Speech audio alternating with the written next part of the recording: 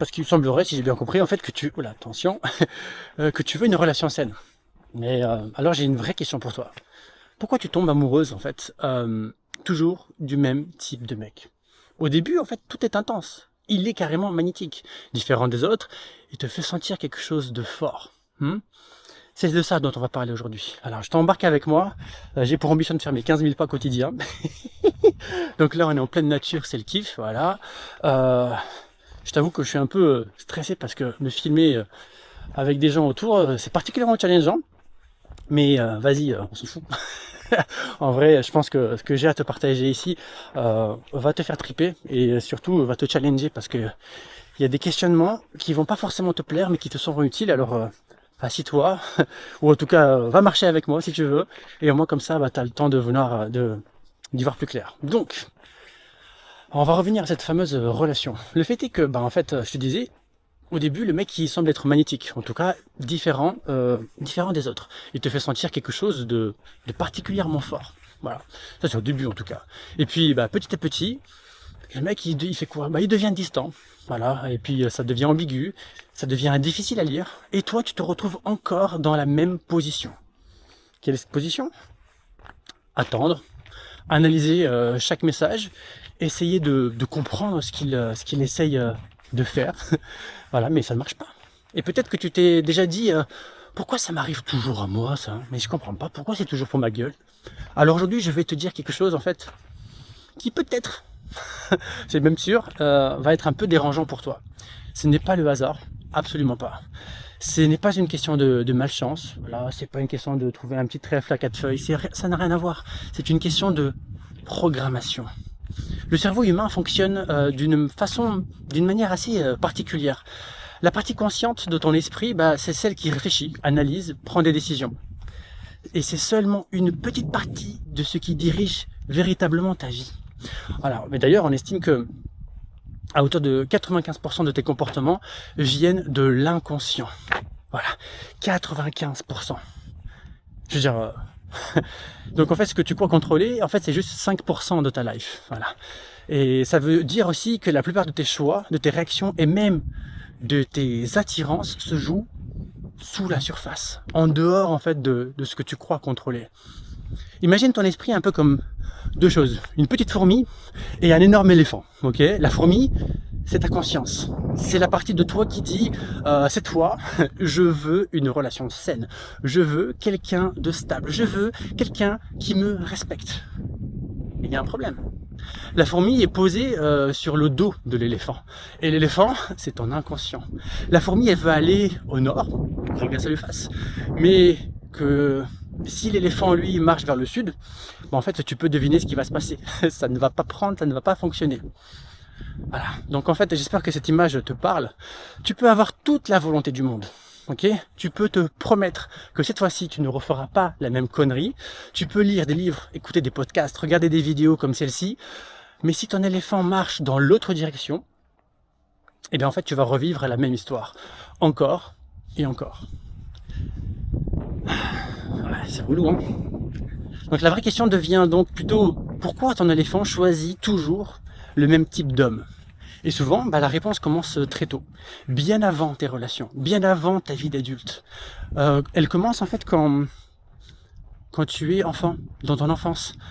Avant environ 7 ans, le cerveau des enfants fonctionne différemment. Ils absorbent tout. C'est des éponges, ok? C'est vraiment comme des éponges.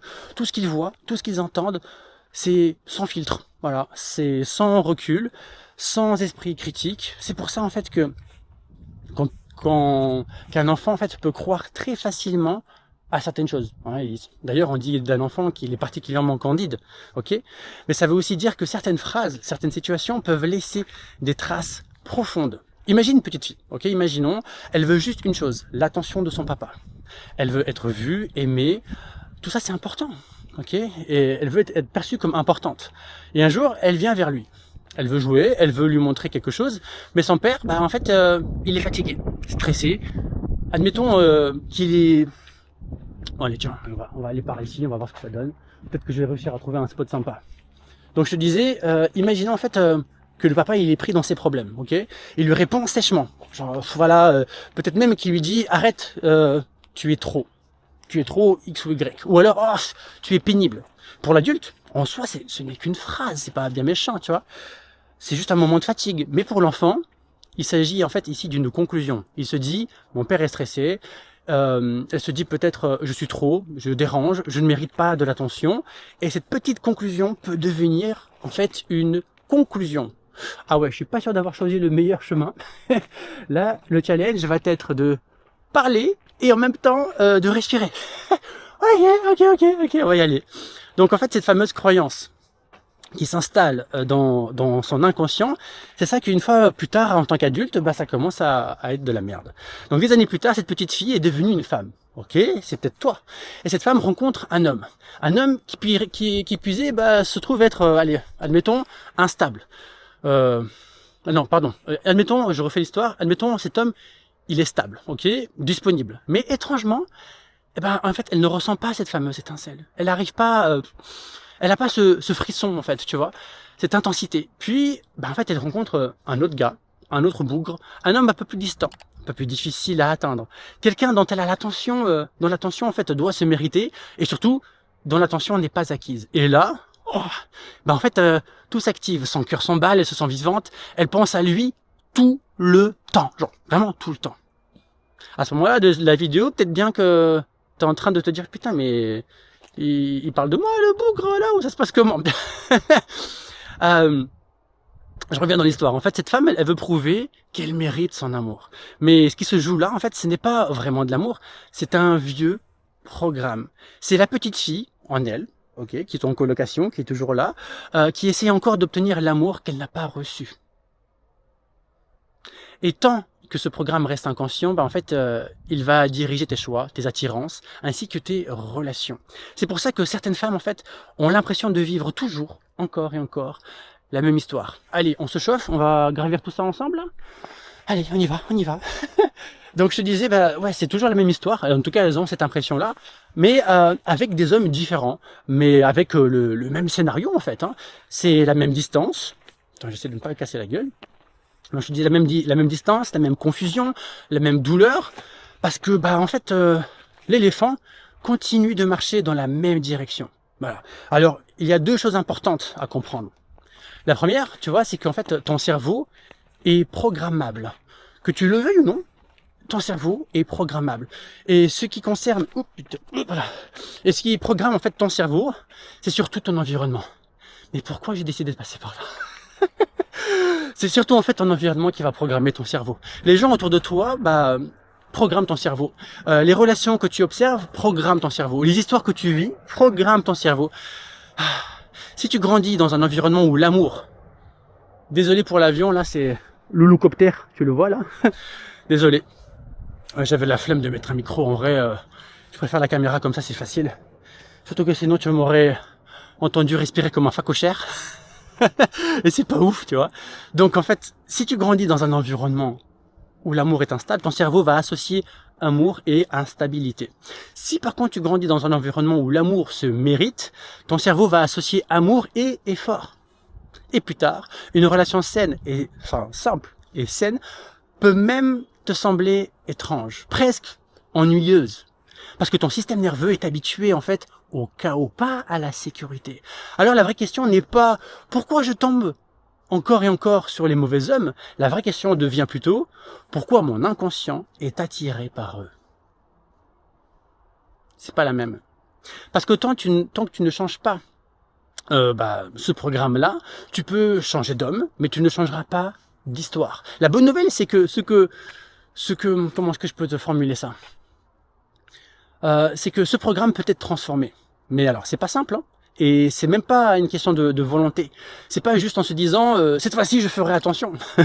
Si seulement, ça serait facile, hein, ça serait archi bien, mais c'est pas comme ça. En fait, il faut aller voir quelque part. Il faut. Ah, t'as quelqu'un qui va passer. Oh, le moment de gêne. Allez, j'avance un peu. Hop là. Yep. Bonjour. Oui, donc c'est bien ce que je disais, les gens ils en ont rien à fiche, en fait si tu te filmes. Le mec qui court quoi, tu vois, donc bon bref. Ça, c'est mon petit challenge personnel. Mais ça va évoluer, vous allez voir dans les vidéos à venir. Je vais pouvoir parler encore plus facilement à la cam, j'en suis persuadé.